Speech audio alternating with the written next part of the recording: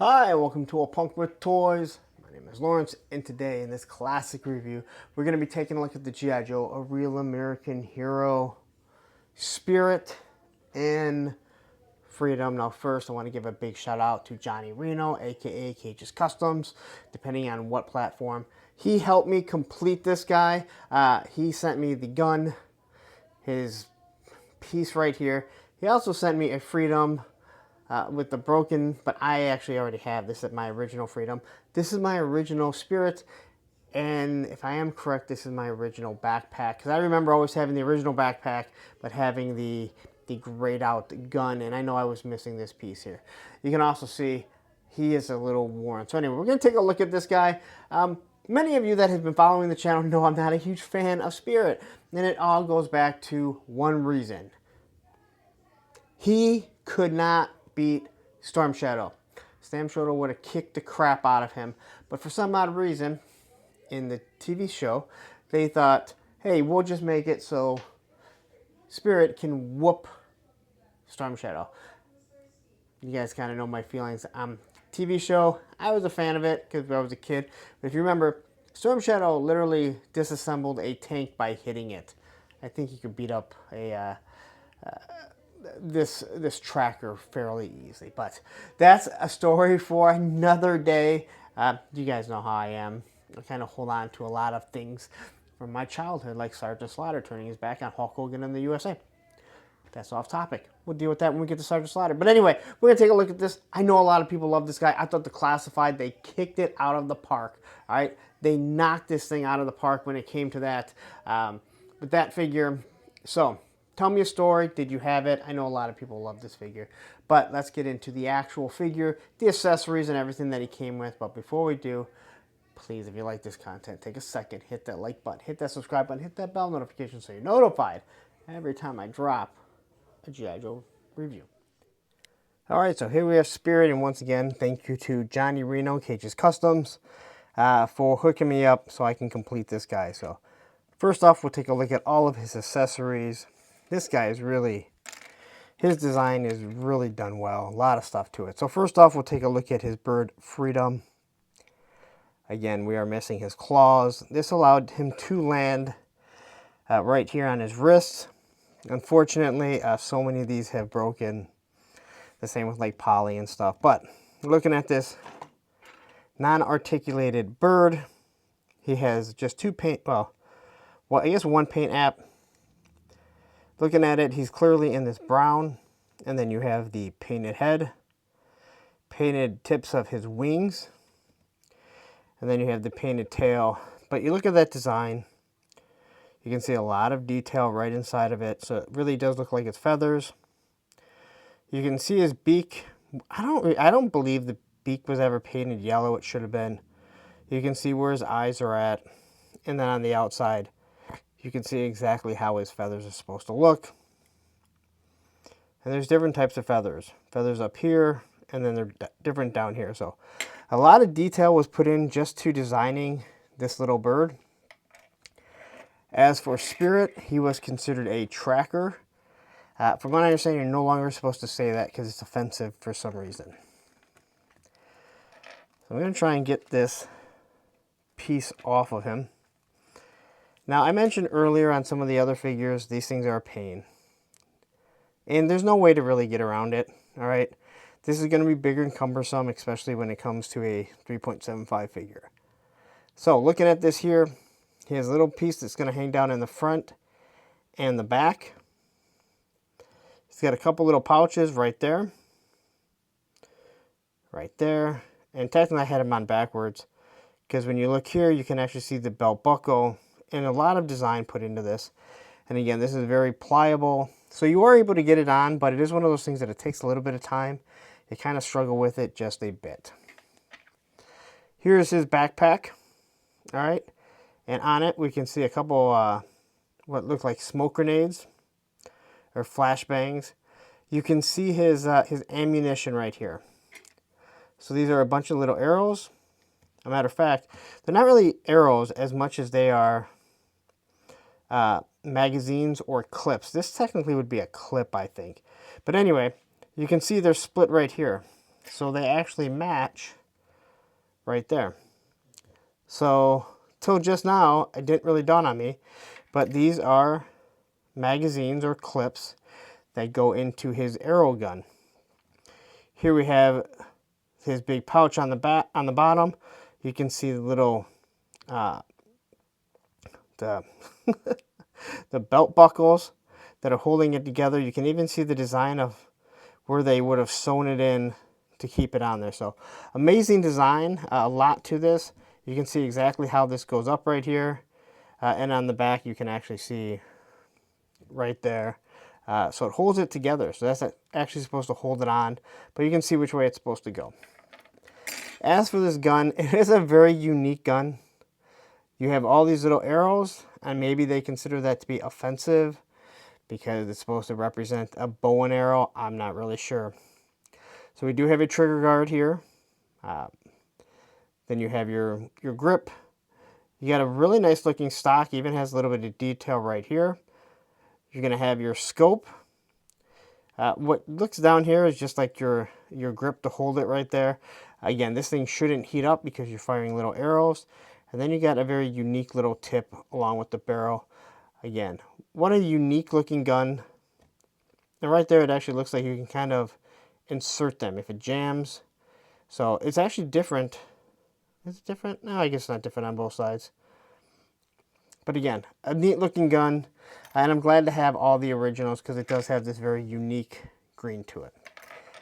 As for Spirit himself, well, let's just look at everything here. So he's rocking a couple pigtails. He's got a perfect part right down the middle. And then he has his little headband on. All right.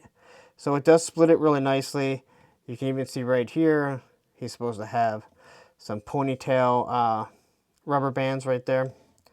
As far as his face, you definitely can tell that he is Native American. They did a wonderful job of designing a figure that, let's be honest, he's meant to look like Tonto, if you ask me, from the Lone Ranger.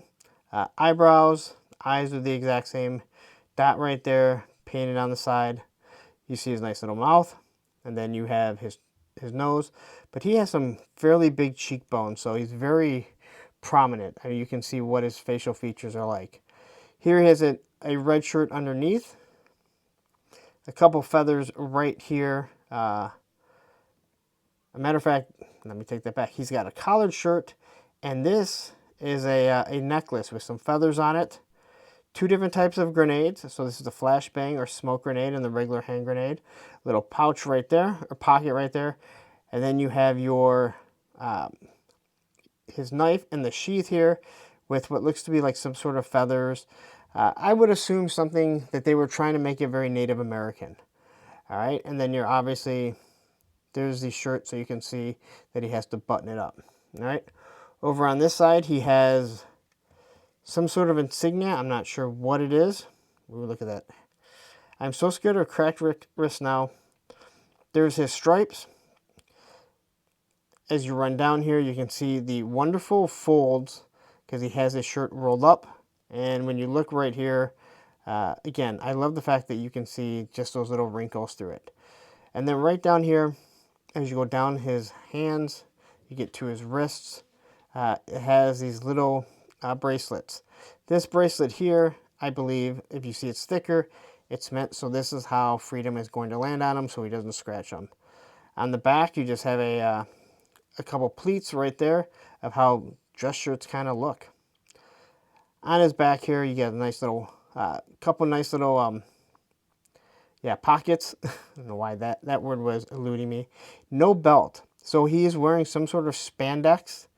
I'm not saying they're spandex, but they're obviously tight right there. And then you go down here and you have what looks to be feathers right on the side here. And then over here you have another knife with a nice white handle. And then you have the brown sheath that is sheathing into. You get down to his boots. And it looks like it's kind of soft on the top. Then you have a little band that runs around right there with a couple little tassels. Little details that I have never noticed before. And these look more like slip-on boots. So I'm going to assume that he doesn't have anything, on the bottom here, like shoelaces or anything. Now again, to put this on here, I feel like I'm going to struggle to get this on, but maybe I'll be lucky and this will go right on. Ripcord is more of a pain, but then I found out the little trick to ripcord, so we're able to get this thing on. And now I have it on the right way. And it does hug right around his waist. They probably looked at this when they designed it and thought that if they put a belt or anything, it's going to make this a little bit more cumbersome. So his backpack, now as I said before, every G.I. Joe is designed like this, the backpacks, so you know which way it's supposed to go. And then always be careful whenever you're putting their weapons in their hands. I remember he always had really big thumbs. So, all right. As for the articulation, I guess I should have started with this. His head does move side to side. They're still not looking down just yet. There is your T-pose, bicep swivel.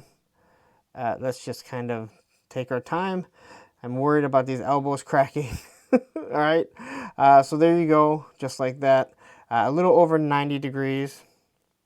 He swivels back and forth. There is his, and there went his crotch. And that's what I keep telling people, to be careful. And I did something that, and I have another one of these. If I'm correct, I have another Spirit that has a broken crotch too. So there's his, I'm disappointed in myself. So there you go. That is his crotch. He sits in the L position right there. And then he can bend his knees. So be very careful. Again, I can hide this. I might actually try and glue that. I'm going to have to go look. I think I have another Spirit, but I think he also has a broken crotch. You're really starting to realize exactly how brittle some of these figures are. But anyway, that is the Spirit along with his unfortunate broken crotch. They're harder to stand when they have broken crotches. All right, so there you go. That is Spirit from G.I. Joe, A Real American Hero. Tell me if you had this figure, if you liked them, what you liked, what you did not like about them. Again, the detail in these figures is absolutely amazing. And it is truly a figure that I look back on as an adult. And I can see the merits of this figure, the detail that was put into it. And even though there have been some discrepancies where they said they kind of mixed and matched a bunch of Native American cultures to make one, the Classified wanted to go ahead and kind of change that. But I don't look back at anything being malicious when they did this. They were trying to just create an amazing Native American character for the G.I. Joe line, and I think they did that, okay? So I don't really have a problem with them trying to update it so they are not offensive to people, but that is what they were trying to do, and that is why some people may watch this and look at this character and go, that is not how, these types of Native Americans lived, or that's not their culture or their heritage, and that's what these are. You hear me rambling on, that's what I do. But anyway, there you go. Tell me a story. Did you have it? Did you like this figure? Did Mom and Dad get this? Maybe Grandma and Grandpa got it for you and you were like, yes, I needed this one.